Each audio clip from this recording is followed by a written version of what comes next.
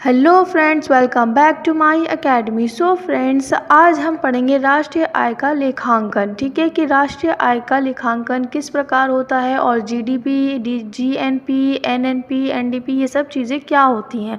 देखिए, सबसे पहले हम राष्ट्रीय आय का लेखांकन समझेंगे। देखिए, मैं आपको फॉर एग्जांपल समझाती हूँ। जैसे कि मान लीजिए आपके घर में कोई कमाने वाला है, जैसे कि आपके फादर हैं, वो क्या करते हैं, वो कमाते हैं। ठीक है, तो आपके घर का जितना भी बजट होता है वो एक कॉपी पर लिखते हैं कि भाई इतने का हमारे यहाँ महीने का सौदा आता है, इतने बच्चों की फ़ीस जाती है, इतना हमारा बिल जाता है।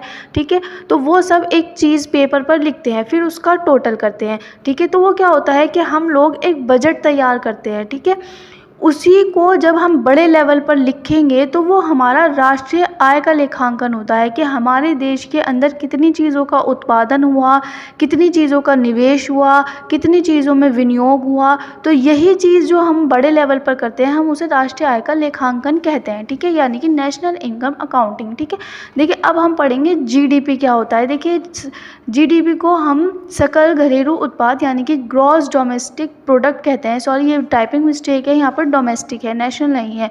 ठीक है, देखिए एक देश की घरेलू सीमा के अंदर एक वर्ष में उत्पादित वस्तुओं तथा सेवाओं के अंतिम मूल्य से है। देखिए, इसका मतलब ये है कि जब हम अपने देश की एक घरेलू सीमा के अंदर, यानी कि हम अपने देश के अंदर रहकर एक वर्ष में जितनी भी वस्तुओं का उत्पादन करते हैं और सेवाएं वो होता है। जैसे कि मान लीजिए डॉक्टर है, डॉक्टर क्या कर रहा है, अपनी सेवा प्रदान कर रहा है। एक टीचर है, टीचर आपको क्या कर रहा है, पढ़ा रहा है, उससे वो इनकम कमा रहा है। जो वो इनकम कमा रहा है वो हमारी जीडीपी को बढ़ा रहा है, वो जीडीपी में इंक्लूड होता है। ठीक है, तो क्या होता है कि देश में एक वर्ष के अंदर, इसमें जो हमारी समय अवधि होती है वो होती है एक वर्ष में जितनी भी वस्तुएं उत्पादन हो रही हैं। ठीक है, और जो हम सेवाएं प्रदान कर रहे हैं, ठीक है, उनके अंतिम मूल्य से है। अंतिम मूल्य देखिए क्या होता है, जैसे कि मान लीजिए फॉर एग्जाम्पल आप कोई कॉपी खरीदने जा रहे हैं, ठीक है, या फिर कोई पेन खरीदने जा रहे हैं, तो वो जो बुक सेलर होगा वो आपको बता देगा कि ये 10 रुपये की किताब है। ठीक है,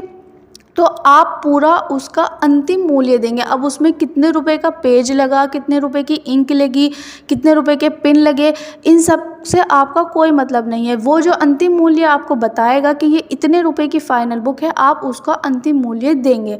ठीक है, तो यही हमारा अंतिम मूल्य होता है। तो जीडीपी अब आपको समझ में आ गई होगी कि देश की घरेलू सीमा के अंदर जो एक वर्ष में उत्पादित वस्तुएं होती हैं और जितनी भी सेवाएं होती हैं, उन सबको हम जीडीपी में इंक्लूड करते हैं और यही हमारी जीडीपी कहलाई जाती है कि हमारे देश की जीडीपी इतनी बढ़ चुकी है। ठीक है, दूसरा हमारा होता है सकल राष्ट्रीय उत्पाद यानी कि ग्रॉस नेशनल प्रोडक्ट, जीएनपी। देखिए, इसमें क्या होता है कि इससे आशय है कि किसी देश में एक वर्ष में उत्पादित होने वाली सभी वस्तुओं और सेवाओं के मूल्य तथा इसमें विदेशों से प्राप्त आय भी शामिल हो जाती है, मतलब की जाती है।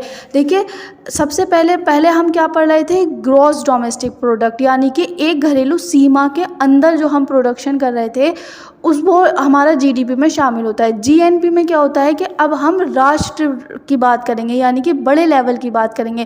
ठीक है, तो बड़े लेवल में जितनी भी वस्तुएं और सेवाएं हमारी हैं, उनके मूल्य और जो हमारे विदेशों से प्राप्त आय होती है, यानी कि जो हमें विदेश रहकर जो लोग, जैसे कि मान लीजिए बहुत सारे हमारी कंट्रीज़ में इंडियन लोग हैं, वो बाहर जाकर आय कमा रहे हैं। ठीक है, वो आय इंडिया में भेज रहे हैं, तो वो आय हमारी जीएनपी में इंक्लूड होगी। तो देखिए, इसका फॉर्मूला क्या होता है कि जीडीपी प्लस ए और माइनस बी, यानी ए होता है कि हमारी जो विदेशों से हमारी आय अर्जित हो रही है, लेकिन इसमें क्या होता है, विदेशों द्वारा देश में अर्जित की हुई आय, यानी कि जो हमारे बाहर के लोग हमारे जो देश में रहकर जो वो आय अर्जित कर रहे हैं, वो हम इसमें इंक्लूड नहीं करेंगे। इसमें सिर्फ वही आय इंक्लूड होगी जो हमारे देशवासी वो विदेश में रहकर जो हमारी आय कमा रहे हैं और भारत में भेज रहे हैं। ठीक है, तो आपको समझ में आ गया होगा। जीडीपी हमारा होता है कि हम ग्रॉस डोमेस्टिक प्रोडक्ट, यानी कि जो हम एक घरेलू सीमा के अंदर रहकर प्रोडक्शन करते हैं, वो हमारा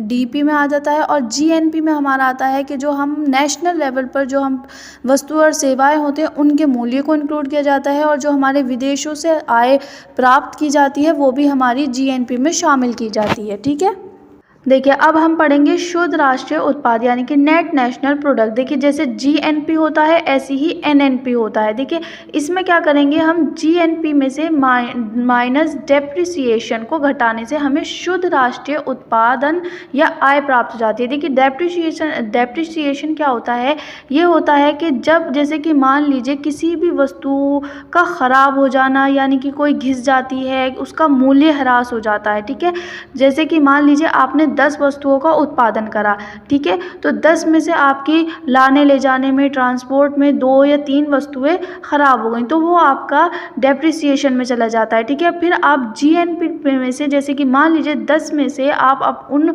2 वस्तुएं आपकी ख़राब हुई यानी कि डेप्रिसिएशन को घटा देंगे तो आपकी कितनी बच जाएंगी, 8 बच जाएंगी। ठीक है, तो वो आपका आ जाएगा नेशनल राष्ट्रीय उत्पाद यानी कि नेट नेशनल प्रोडक्ट, वो आपका नेट नेशनल प्रोडक्ट कहलाया जाएगा। ठीक है, जैसे जीएनपी और एनएनपी होता है ऐसे ही जीडीपी का एनडीपी होता है। ठीक है, इसमें भी हम क्या करते हैं कि जब हम घरेलू उत्पाद के अंदर डेप्रिसिएशन को घटा देते हैं तो हमारा नेट निकल कर आ जाता है कि हमारा पूरा जितना शुद्ध घरेलू उत्पाद कितना है। ठीक है, अगर हम मान लीजिए जितनी भी चीज़ें ख़राब हुई हैं उसको हम जीडीपी में से घटा देंगे तो हमारा नेट निकल कर आ जाएगा कि हमारा नेट डोमेस्टिक प्रोडक्ट कितना है। ठीक है, अगर वीडियो अच्छी लगी हो तो like, subscribe and share. Thanks for watching.